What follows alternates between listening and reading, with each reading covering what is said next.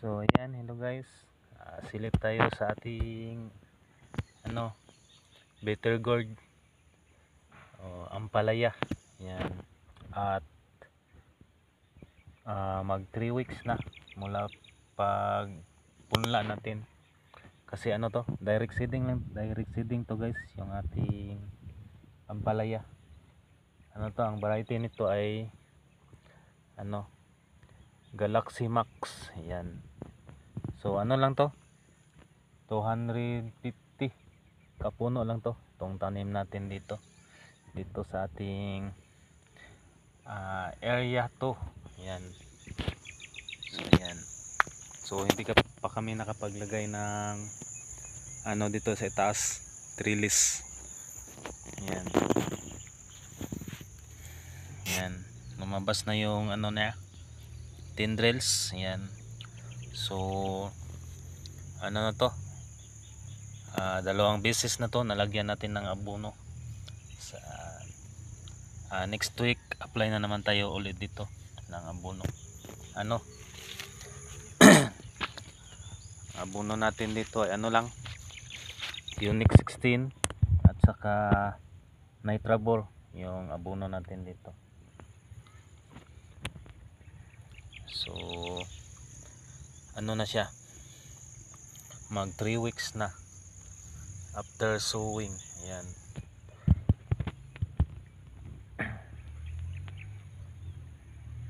Ayan. So ito ay area to, tanim natin dito. Ampalaya ang tanim natin dito. So doon sa area 1 may din kami doon, ampalaya na engine. May mga bunga na yung ampalaya natin doon na engine. Yan. May na-harvest na pa konti-konti. So ito ay to, hybrid talaga to, itong tanim natin dito. Lang, 250 hells lang to guys.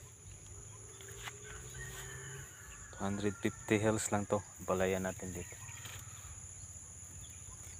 So dati ang tanim natin 250 hells, nakapag-harvest ako ng around 3,000 kilos plus sa 250 hells. So hopefully ganun din, makakuha din tayo ng ganun karami.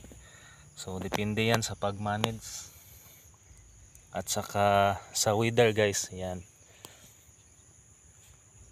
So itong variety na to, characteristic niya kaya niya magbunga ng 5 kilos pataas. Yan, pataas pa pag maganda ang pag-aalaga mo. Depende sa pag-manage at saka sa weather. Ayan. Ayan.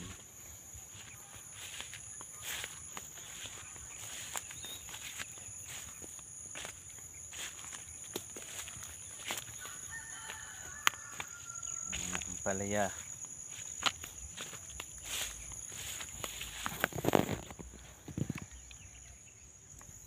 Yan, so far medyo maganda naman ang paglago niya.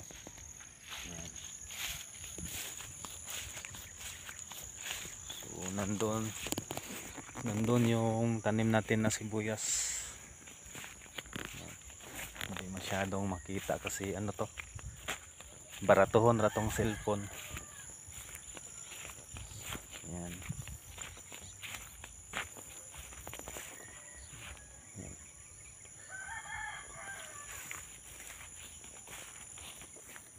Yan.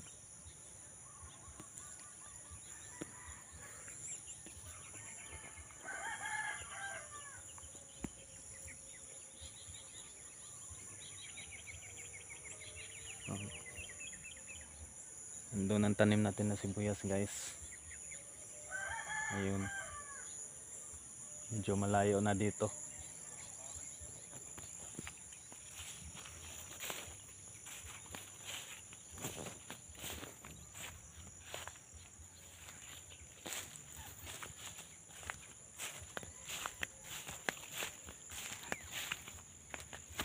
So ito yung pinagkaabalahan natin, kaya medyo paminsan-minsan na lang tayo makapagkuha ng dokyo. So yan lang guys, pasilip natin sa ating tanim na ampalaya dito. Yan. Happy farming, work smart.